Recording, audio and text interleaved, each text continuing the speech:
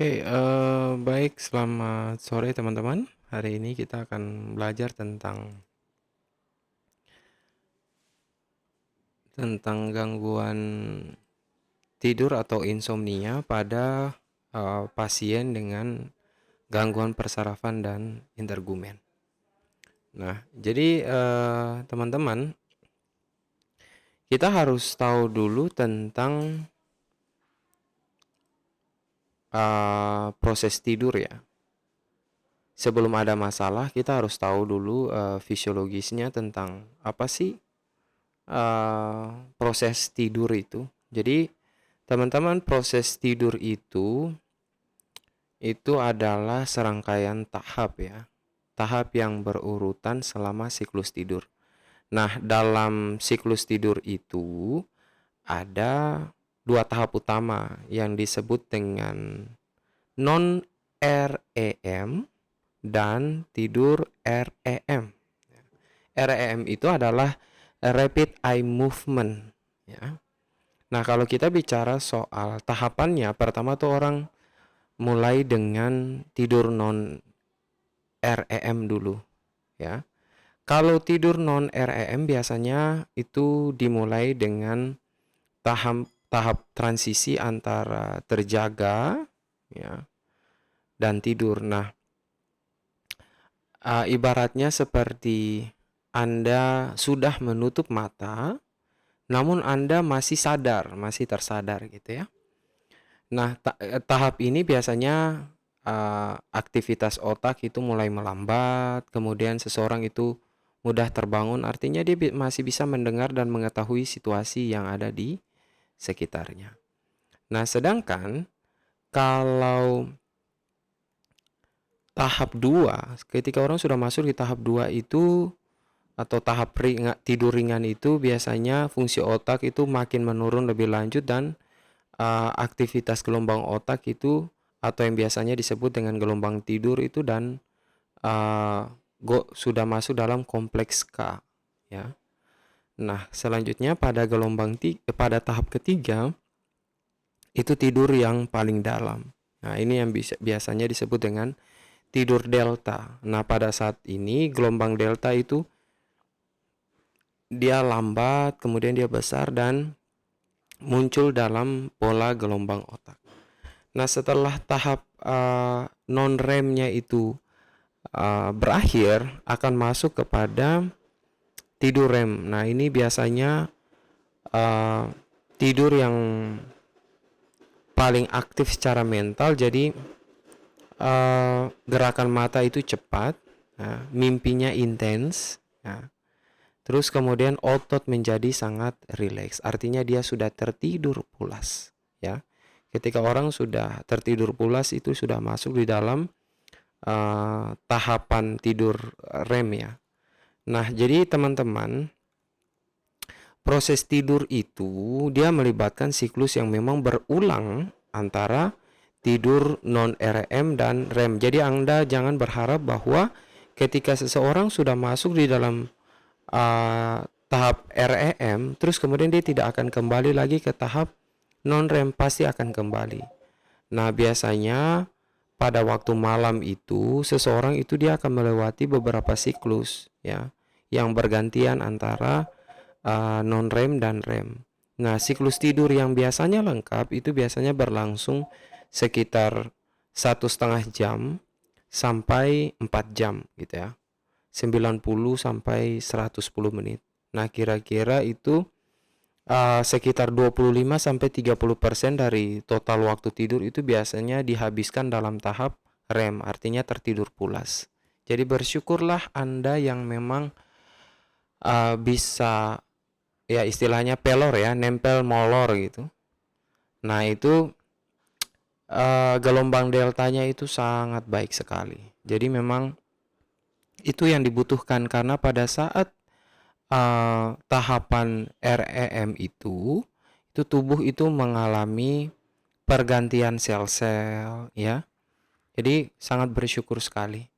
Nah, teman-teman, untuk proses tidur ini sendiri memang ada beberapa hal yang atau beberapa faktor yang memang mempengaruhinya, termasuk dengan hormonal ya. Jadi hormon seperti melatonin, nah itu yang memang dihasilkan oleh kelenjar pineal ya. Kemudian lingkungan tidur yang nyaman dan kebiasaan hidup sehari-hari itu memang berpengaruh terhadap kualitas tidur. Nah, ketika kita sudah mengerti bahwa oh ya, tidur itu terbagi atas dua bagian yang saling bergantian. Mulai dulu dari tahap non-REM, tahap 1, 2, dan 3, kemudian masuk di tahap non-REM, bisa juga tidur, dia akan kembali lagi ke tahap non-REM, nah terus kemudian kembali lagi ke tahap REM gitu ya. Dan siklusnya itu biasanya sekitar 1,5 sampai 4 jam orang tertidur pulas. Nah, permasalahannya adalah bagaimana ketika orang-orang tersebut itu mengalami gangguan tidur karena merasakan nyeri atau merasakan tidak nyaman pada saat orang tersebut itu punya gangguan saraf dan gangguan intergumen.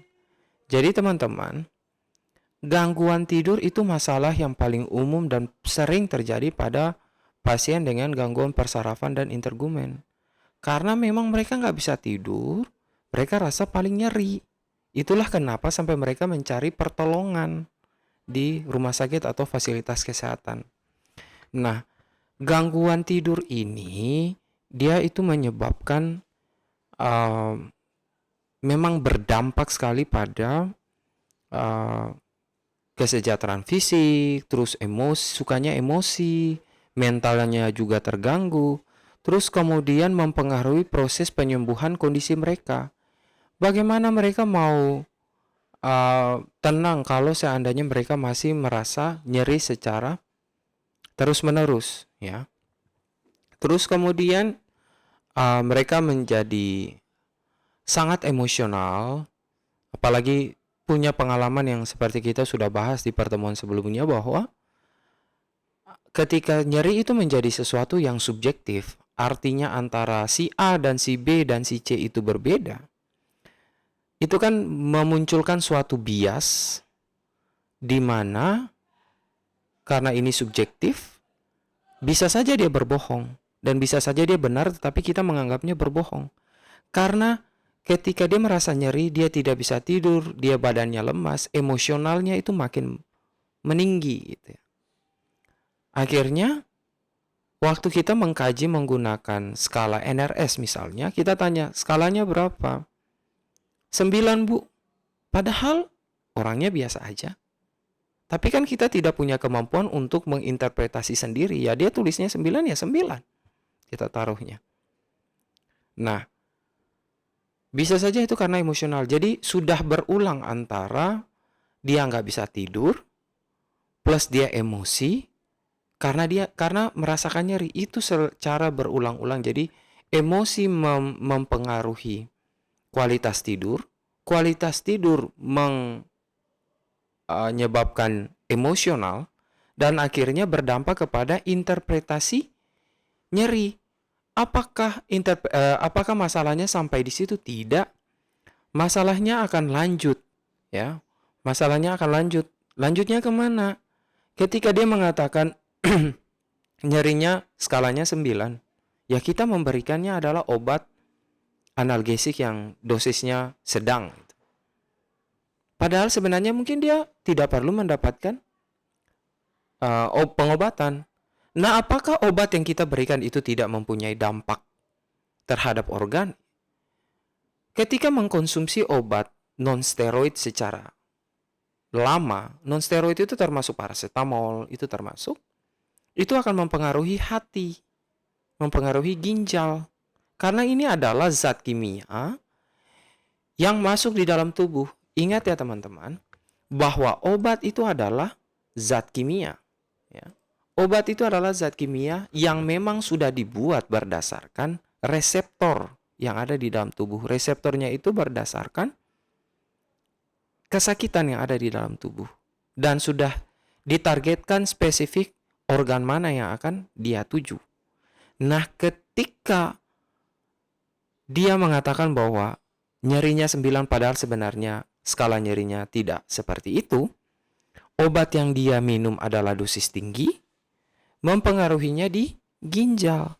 Seperti itu. Ketika konsumsi lama-kelamaan, fungsi hati dan fungsi ginjal menurun. Terus kemudian ingat teman-teman bahwa seluruh obat atau zat kimia yang dimasukkan di dalam tubuh kalau sesuai dengan penyakitnya, maka dia disebut obat. Tapi kalau tidak sesuai dengan penyakitnya, maka dia disebut racun. Begitu teman-teman. Konsep itu yang harus teman-teman ingat. Nah, selanjutnya teman-teman ingat bahwa seluruh obat yang kita konsumsi, itu ketika konsumsinya sudah terlalu berlebihan, besok ketika Anda mengalami penyakit yang sama, maka obat itu tidak akan berpengaruh lagi. Jadi anggap saja dia sudah menjadi sangat resisten. Ya teman-teman. Nah selanjutnya, teman-teman, ketika pasien itu dengan gangguan persarafan seperti neuralgia atau nyeri otot, neuropati atau saraf yang sudah tidak bisa merasakan nyeri, gitu ya. Terus kemudian ditambah lagi dengan ada yang disebut dengan sindrom nyeri kompleks, ya. Itu biasanya sering mengalami kesulitan tidur karena nyerinya itu persisten atau datang terus-menerus. Nah, nyeri kronis itu dia mengganggu pola tidur yang biasanya dialami oleh pasien kita. Biasanya orang tersebut akan sulit untuk tidur atau tidurnya dia sering terbangun di malam hari, ya. Di sisi lain, pasien-pasien kita yang memang tidur dengan gangguan sistem integumen seperti ya luka bakar atau luka kronis atau dermatitis juga rentan mengalami gangguan tidur. Kemudian rasa gatal, rasa perih atau tidak nyaman pada fisik mereka karena ada luka yang mengganggu, itu menyebabkan mereka itu sulit tidur dengan nyaman. Nah, penting untuk kita sebagai perawat itu harus memahami bahwa ada hubungan antara gangguan tidur, gangguan persarafan, dan gangguan intergumen, ya. Mereka itu saling berkaitan dan kompleks. Gangguan tidur itu bisa memperburuk, ya. Gangguan tidur itu bisa memperburuk sensitivitas nyeri, ya, pada pasien yang gangguan persarafan. Sementara itu rasa nyeri yang tidak terkontrol itu mengganggu tidurnya pasien, ya. Nah, itu ketika itu terjadi terus-menerus, dia jadinya lingkaran setan gitu. Ibaratnya begitu. Karena memang saling berkaitan gitu. Nah, pendekatan terapi yang memang secara holistik dan komprehensif itu sangat penting untuk kita bisa kita memahami atau kita memanajemen pasien. Nah, dalam pengelolaan gangguan tidur, pasien kita itu dengan gangguan persarafan dan intergumen itu kita harus bisa melakukan evaluasi yang memang komprehensif terhadap pola tidurnya pasien. Kita harus tahu faktor-faktor apa yang mempengaruhi tidurnya mereka. Kita harus bisa merencanakan intervensi yang memang sesuai dengan apa yang mereka alami. Dan kemudian strategi terapi yang digunakan itu bisa terapi farmakologis, bisa juga terapi non-farmakologis. Kita juga bisa melakukan pengelolaan nyeri yang efektif, atur lingkungan tidurnya supaya nyaman, serta pendekatan psikososial supaya mereka bisa kelola stres mereka, bisa kelola kecemasannya mereka supaya bisa mempengaruhi pola tidurnya mereka, ya. Jadi teman-teman harus bisa pintar-pintar untuk mengetahui bahwa masalah pasien saya ini sebenarnya apa gitu ya. Nah, teman-teman,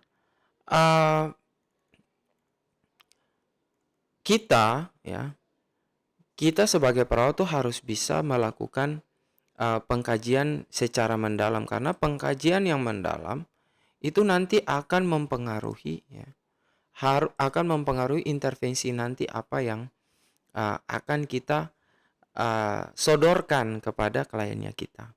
Nah, teman-teman, ada beberapa faktor yang memang mempengaruhi atau menyebabkan insomnia pada pasien dengan gangguan persarafan dan integumen. Yang pertama itu adalah nyeri yang persisten atau nyeri yang datang terus-menerus. Ya. Kemudian ada perubahan sensitivitas sensorik, terus kemudian kondisi kulit yang tidak nyaman, ada juga karena efek samping obat-obatan, stres dan kecemasan, dan perubahan pola hidup. Nah, katakanlah rasa nyeri yang persisten. Jadi, pasien dengan gangguan persarafan dan gangguan integumen ini, mereka sering mengalami nyeri yang kronis gitu ya. Nah, nyeri yang tidak terkontrol ini memang jadi salah satu faktor utama yang menyebabkan mereka nggak bisa tidur. Nah, rasa nyeri yang terus-menerus ini mengganggu pola tidur alami si pasien yang biasanya dia gampang untuk tidur, susah untuk tidur, dan menyebabkan sulit tidur atau sering terbangun pada malam hari. Nah, selanjutnya perubahan sensitivitas sensorik. Jadi gangguan persarafan itu menyebabkan perubahan dan sensitivitas sensorik pasien seperti sensasi terbakar, kesemutan, atau rasa kebas ya.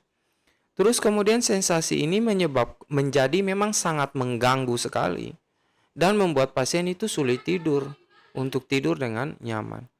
Nah, kalau seandainya berbicara tentang kondisi kulit yang tidak nyaman, pasien dengan gangguan integumen seperti luka bakar, luka kronis ya, atau dermatitis itu memang sering mengalami ketidaknyamanan fisik ya, pada area kulit yang terkena gangguan.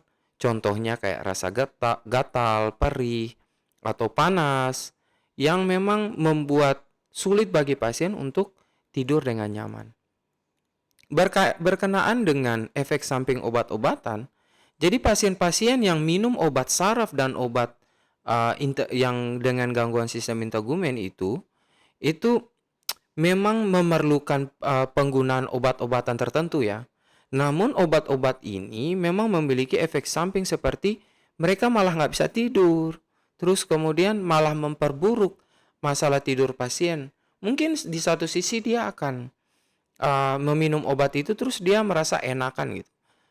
Tapi di sisi lain memang dia nggak bisa tidur ya, karena efek samping dari obat. Kalau yang kemarin efek sampingnya karena nyerinya, sekarang efek samping karena obatnya. Itu yang susah. Nah, sekarang ketika pasien itu dia punya gangguan saraf, terus punya gangguan integumen yang biasanya mengalami stres dan kecemasan. Mereka stres karena kapan saya sembuhnya, kemudian ditambah lagi ada perubahan fisik ya. Mungkin kakinya jalan sudah tidak normal, malam sering rasa, kok kenapa kaki saya sebelah itu rasanya kayak mati rasa, nggak ada. Pokoknya rasanya tuh kayak hilang aja sebelah gitu karena mungkin saraf kejepit. Malah membuat mereka tuh tambah stres ya. Membuat mereka tuh tambah stres dan nggak bisa apa-apain lagi. Nah, terus kemudian ditambah lagi dengan perubahan pola hidup. Nah, pasien dengan gangguan persarafan dan integumen ini bisa mengalami perubahan pola hidup ya, yang memang mempengaruhi kualitas tidur mereka. Misalnya, mereka tidak mampu untuk gerak dengan bebas atau perubahan dalam aktivitas sehari-hari yang memang menyebabkan mereka itu sulit tidur, teman-teman. Nah, apa dampaknya? Nah, dampaknya di sini adalah peningkatan tingkat nyeri, terus kemudian penurunan kualitas hidup, kemudian penurunan fungsi kognitif, ada gangguan emosional, penurunan daya tahan tubuh, penurunan kualitas hidup, dan risiko komplikasi. Nah, jadi teman-teman, ketika gangguan tidur yang kronis itu dia menyebabkan persepsi nyeri pada pasien itu dengan gangguan persarafan itu menjadi tidak stabil. Nah, kalau kurang tidur itu memperburuk sensitivitas terhadap nyeri. Yang biasanya ya nyerinya biasa saja, tiba-tiba dia mempersepsikan tinggi sekali skala nyerinya. Sehingga membuat pasien itu merasakan nyeri dengan intensitas yang memang lebih tinggi. Nah, insomnia itu mengganggu kualitas hidup secara keseluruhan. Malam gak bisa tidur, terus mau aktivitas besok sehari-hari itu nggak bisa. Apalagi ditambah dengan sudah sakit. Malam tidak bisa tidur, paginya rasa lelah, rasa lemah, tidak punya energi. Akibatnya, kurang tidur itu menyebabkan uh, mempengaruhi kemampuan mereka itu untuk menjalani aktivitas sehari-hari. Nah, penurunan gangguan tidur ini itu menyebabkan penurunan terhadap fungsi kognitif seperti konsentrasi ya. Kognitif itu pikiran ya. Konsentrasi, ingatan, pengambilan keputusan itu menjadi sangat rendah. Ya. Jadi kemampuan dia dalam memproses informasi, menyelesaikan tugas dengan tugas sehari-hari itu tidak efisien. Ya. Nah, kurang tidur juga bisa menyebabkan kecemasan, depresi, ya, iritabilitas atau mudah sensitif gitu. Jadi mereka menjadi lebih stres dan lebih cemas daripada yang sebelumnya. Nah, penurunan daya tahan tubuh itu bisa diakibatkan oleh gangguan tidur. Tidur tidak baik, kan kita punya tubuh ini secara bergantian itu mengalami pergantian tugas dalam ya, mengalami pergantian tugas dalam mengganti sel-sel tubuh yang rusak ya. Sel-sel tubuh yang rusak itu biasanya akan terjadi pada saat kita tidur. Jadi bersyukurlah seseorang itu punya siklus REM-nya itu dia lebih banyak dibandingkan siklus non-REM. Nah, jadi pada saat kita tidur lebih dalam, metabolisme kita mulai dulu dengan penggantian dari sel-sel jantung, kemudian hati, limpa, dan sebagainya. Dan terakhir itu adalah ginjal. Nah, pada saat ketika kita tidak bisa tidur malam, itu bagaimana metabolisme kita atau sel kita yang sudah rusak mau diganti? Tidak bisa. Oleh sebab itu, paling gampang sekali terjadi risiko infeksi. Karena kita punya sistem imun rendah. Katakanlah, saya kasih contoh orang sehat yang kerja di tempat dugem. Coba Anda lihat, mereka itu putih-putih. Bukan karena mereka nggak pernah kena matahari, tidak. Karena mereka itu sudah payah hati. Organ hatinya yang tugasnya itu membantu proses toksifikasi. Jadi mereka itu minum alkohol, nggak pernah tidur, hatinya makin payah, produksi sel darah sudah tidak baik, memproses detoksifikasi alkohol juga sudah tidak baik. Akhirnya apa? Akhirnya mereka sangat amat pucat. Ya. Sangat amat pucat sampai pembuluh darah mereka tuh kelihatan gitu ya. Nah, itu karena memang daya tahan tubuhnya itu rendah sekali. Jadi mereka itu ketika kena penyakit ya semua kena penyakit rame-rame. Karena memang daya tahan tubuh itu tidak baik. Nah, sama juga dengan kita punya pasien yang punya masalah pada sistem saraf dan integumen. Kalau mereka nggak bisa tidur karena nyerinya, itu bukan mereka tambah kuat, malah tambah lemah. Dan mereka punya nyeri, punya luka, itu nggak bakalan bisa sembuh secara cepat. Malah lebih tambah infeksi. Karena apa? Malah mereka nggak bisa tidur. Gitu teman-teman. Nah, insomnia ini dia menyebabkan penurunan kualitas hidup. Jadi karena mereka nggak bisa tidur, mereka setiap hari itu rasa lelah yang terus-menerus. Lelahnya karena apa? Yang tadi saya sebutkan, produksi hemoglobin tidak baik. Bagaimana mendapatkan nutrisi yang baik kalau hemoglobinnya itu hemoglobin yang tidak terganti? Karena nggak bisa tidur, metabolisme hati tidak bisa, metabolisme ginjal tidak bisa bekerja. Bagaimana mau memproduksi eritropoietin sebagai bakal penyusunan hemoglobin? Tidak bisa. Akhirnya oksigennya berkurang, ditambah lagi dengan produksi penghantaran oksigen tidak bisa, kan itu dimuat semua dari hemoglobin teman-teman. Jadi teman-teman, ketika mereka itu merasa lelah, nyeri itu menjadi tidak terkontrol dan mereka sangat emosional sekali, ya. Nah, selanjutnya mereka akan merasa sangat putus asa dan tidak berdaya. Nah, teman-teman, resiko terhadap kejadian komplikasi ketika produksi metabolisme sel, penggantian sel-sel yang rusak, ditambah lagi dengan produksi hemoglobin tidak baik, mau mengantarkan nutrisi dan oksigen ke tempat yang luka atau sedang sakit, itu tidak bisa. Oleh sebab itu, tidak ini.